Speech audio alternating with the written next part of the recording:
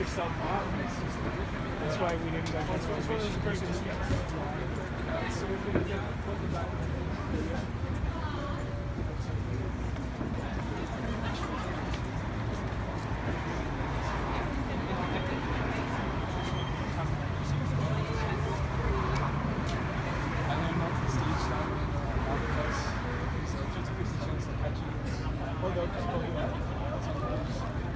Oh, no, not for the other. No.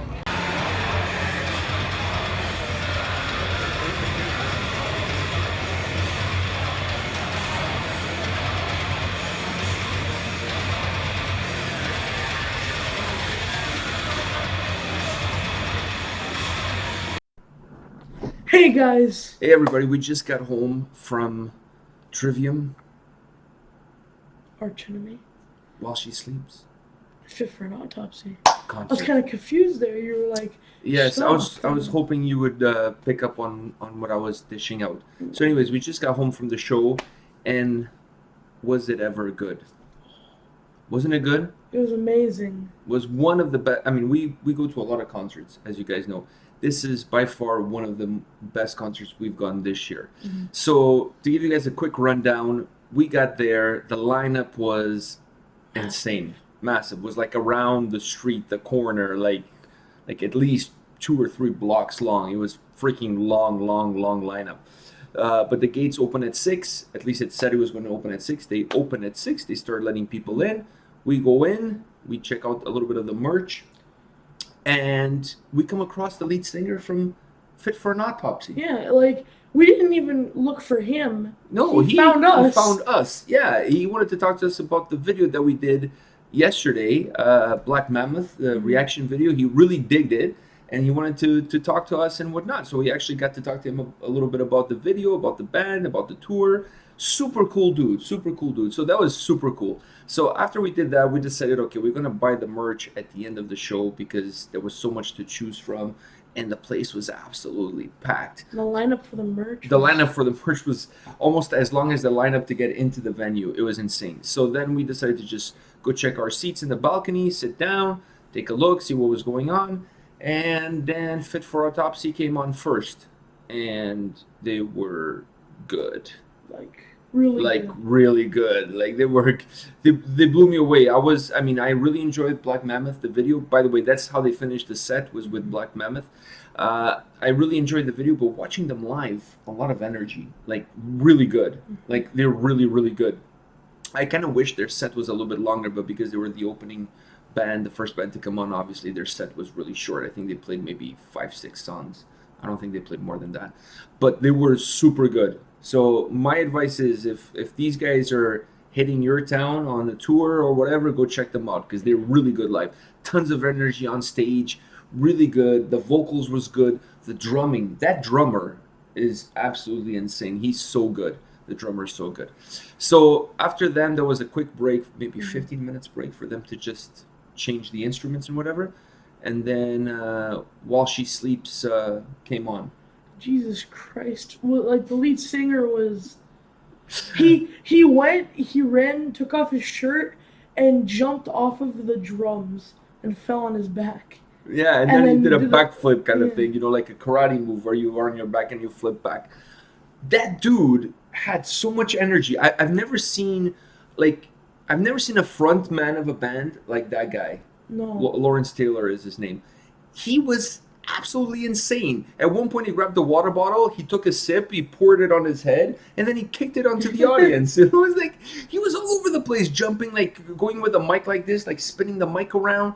Like, the rest of the band had a lot of energy as well. The guitar players, the bass player, everybody had a lot of energy, but he was just like off the charts. Like, he was insane. One of the craziest songs in their set was Silence Speaks, right? He stage dived during the song. Like, he was crowd surfing and singing at the same time. It was insane. Wasn't that crazy? Yeah, and then, like, right at the end of the, out of all the songs, he goes and he crowd surfs, and they bring him to the merch stand where he's selling merch. Like the last song of their set, he jumps into the crowd and he tells them to take him to the merch stand. So he crowd surfed all the way to the merch stand with no shirt on. Like, it was just, he took his shirt off during the show. Yeah, like, it was insane, you know. Like, we got to meet him actually after the show. We went to buy a flag. He wanted to buy a flag. We bought merch from all the bands. He got a Fit for an Autopsy t-shirt, and we bought a While She Sleeps flag, which Lawrence Taylor, the lead singer from While She Sleeps, he autographed it for him. And he put "Cheers, guy."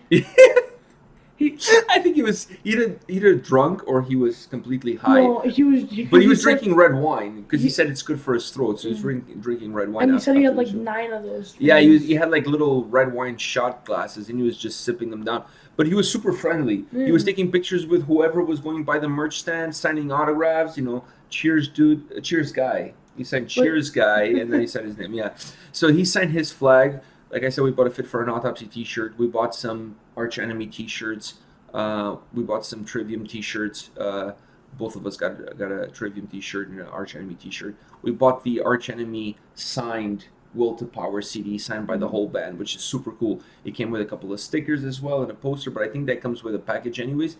But we got it signed by the whole band by Arch Enemy. That was super cool. And he got a patch for his jacket, so that was super cool as well. Because later on, the merch line kind of died out. Yeah. It was just at the beginning, so it's easier to get merch. But anyways, I'm getting sidetracked with the merch. After While She Sleeps, which, by the way, it was one of the most insane live performances I've ever seen by any band, ever. Like, that guy was just, like... I've never seen anything like that. It was like... It's like Chuck Liddell, Sabaton times 100. This guy was just, like, all over the place. I would definitely go see them as a headliner band because they were really good. Every band today was really, really good. Just up there. Up there, exactly. So then after While She Sleeps, Arch Enemy came on. There was a little bit, maybe of a 15-minute break for them to reset the stage. Arch Enemy came on, and oh boy, they did not disappoint. They played the longest set in terms of songs. Yeah. I didn't check minutes-wise, but in terms of song, the longest. Longer than Trivium. Yeah, and that's kind of weird because Trivium Was the last band. Yeah, so Trivium played 12 songs. Arch Enemy played, I think, 14, 15 songs, something like that. They finished their set with Nemesis, which was an amazing finish. They played... The only song I was kind of disappointed that they didn't play was Bloodstained Cross. But besides that, they played War Eternal, My Apocalypse, Nemesis. Obviously, they played a bunch of songs from the new album, The Eagle Flies Alone, The World Is Yours, The Race. I mean, they played all their hits. They were really good. Like really good. Wow, like amazing show. They put on an amazing show. And I want to ask, there's some people that like missed the first 2 bands and then missed half of the Arch Enemy. I don't get that. There was a couple of people around us, like, yeah.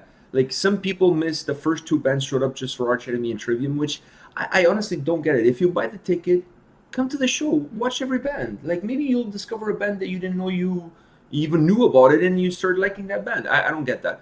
But there were some people around us that missed half of the Arch Enemy set, which, like, I honestly, I don't know why. Like, are you that big of a Trivium fan that you missed the other bands just for... I don't know. Like, I don't get it. Like, I don't know. Anyways... Arch Enemy was amazing. Amazing. Like, guitars, drum, bass, their dynamics on stage. Alyssa was, like, really pumping out the crowd, getting the crowd going. You know, she's from Montreal, so she's in Canada, home country, so she had the crowd with her. You know, like, it was really cool.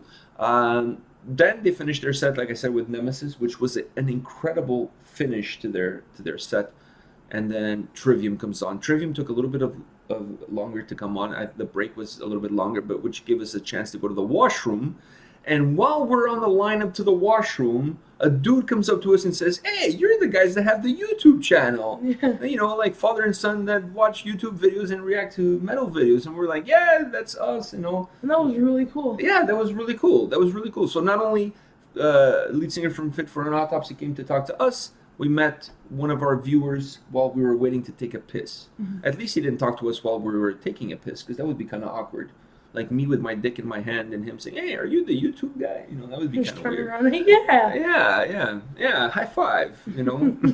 So that would have been kind of weird, but it was fun. It was nice to talk to him, a Toronto guy, so it was kind of cool to talk to him as well. Like, we had a blast. It was kind of different. It was cool. So after we we had that little bit of a break between Arch Enemy and Trivium. Like I said, we went to the washroom and stuff. We went to get some food, some hot dogs, some drinks. We went back to our spot, and we still had some time because, like I said, they had to remove all of Arch Enemy's stage stuff and bring all of Trivium stuff. And Trivium came in. And Trivium, my first time seeing Trivium live, and they were beyond good. Yeah, like I if I remember correctly, this started with the Sin and the Sentence. Mm-hmm. Yeah, they started with the Sin and the Sentence, and it was kind of like a balls to the wall start. Like, it was really good. That guitar player, not Matt the lead singer, but the guitar, he's really good.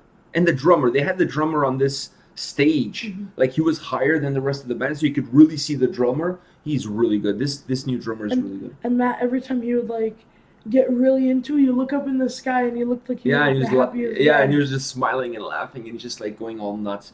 The crowd was really insane at that time. Trivium played. I mean, they played an incredible set. They played The Sin and the Sentence. They played Betrayer from the new album. They played. They didn't play Silence in the Snow, which I was kind of bummed out because I really liked that song. They didn't play Silence in the Snow. They played Strife, which is one of my favorite songs. I really like. And you know, that song was really badass live. Really, really. Like, it got the crowd. Like, the Circle Pit during that song was absolutely bananas. It got worse, Circle Pit wise. It got worse later on because when they played In Waves, which was the song that they finished the set with, the whole place was just going mental, like everybody, like just like the Circle Pit was huge, like, and this is a small venue. It was huge, like everybody was just going crazy. But they played everything. They played Heart from the Hate, you know, Betrayer. Like I said, all of their hits, Rain, In Waves, like really good set. Like I said, the only one that I would say that I really would love to hear they didn't play, like I said before, was Silence in the Snow. But everything else is pretty much like all the Trivium hits. They played all the Trivium hits, and the crowd was really, really into it, singing along. Like most of the songs, like Matt would say to the crowd, "Okay, now it's you guys. You sing the chorus and whatever." And the crowd would sing along, you know, with the song. So, and like I said, the Circle Pit was insane. And some of the songs, especially Strife, like that song, the Circle Pit was just going like massive. And, you know, people crowd surfing all over the place. Like, security was really cool. Every time somebody crowd surfed onto the stage, they would just grab them, put them down, and let them come back out again and just get it back into the crowd. Is that what you were going to say? Yeah, I was going to say that. Yeah, like the security was really cool. Actually, I thought the venue was our first time going to the Danforth Music Hall venue. We've never seen a concert there before. It's our first one. And I thought it was a really good venue. I mean, the only downside is because it was sold out. It was hard for you to get anywhere. There was a lineup for everything. There was a lineup for food. There was a lineup for everything. So, but besides that, I thought the venue was good, and I really enjoyed it. I would love to go there again for another show. Yeah, but like the lineups, I've never seen a lineup for the men's washroom as big as this lineup. The lineup was around the corner, up the stairs to the balcony, coming down the stairs on the other side. It was insane. You didn't know where the lineup started and ended. It was like absolutely insane. It's like I'm trying to get to the merch. Okay, the merch lineup starts here, but what is this lineup? Oh, it's the washroom lineup. Yeah, and then there's What's another. this lineup? Oh, it's to go outside to smoke. Yeah. Oh, yeah. And then there's a lineup to get beers and food and whatever. I mean, the place is really small and compact, and when you sell out and there's that many people there, it's going to be hard to get around. But anyways, the show. Guys, we've seen a lot of concert this year. You've seen our reviews for a lot of concert this year. We have one more concert this year, which is Children of Bodom, coming at the end of the year. At the end of the month. So we're gonna have a review for that one. But so far, and we've seen Iron Maiden, Metallica, Avenged Sevenfold, Volbeat this year, The Agonist, Apocalyptica, Guns N' Roses, Red Handed Denial, Sacred Reich, Byzantine, Scorpions, Megadeth. We've seen a lot of bands this year. This one, Red Hot Chili Peppers, this one so far is probably the best concert I've been all year, because every band on that bill, from Fit for an Autopsy, While She Sleeps, Arch Enemy, Trivium, every single band was amazing, just amazing. Best for me right now, I mean, Children of Bodom will have to blow this one out of the water, which it's possible, but I don't think they will. But this one so far for me was the best concert we've been to all year. I had the most fun at this show. This one is This one's like close for first place with the Agonist one because I really like the Agonist. I know you really had a good time at the Agonist. The Agonist was a small venue. He really had a good time. We're going to that venue in the new year to see Havoc, so that should be fun. All right, guys, this is it for us. This is our review for the show. I hope you guys enjoyed our review of Arch Enemy Trivium concert. We had a blast. If these bands on this tour are coming to your town, go. Don't think about it. Just go. And go early so you can see Fit for an Autopsy while she Like, sleeps. don't be one of those. Yeah, don't be one of those douchebags because Like those someone two. left, like mid Trivium, and came there mid Arch Enemy. Like, where? What are you even going there No, for? you mean they left mid Arch Enemy and they came mid Trivium because Arch Enemy was before Trivium. Yeah, I know. I know you just said the other way around. It's late. It's almost 1 o'clock in the morning. Yeah. All right, guys, this is it for us for today. Join us tomorrow for Throwback Thursday. We have a classic for Throwback Thursday. I think you guys are going to enjoy it. So see us tomorrow. Take care, guys. Say, guys.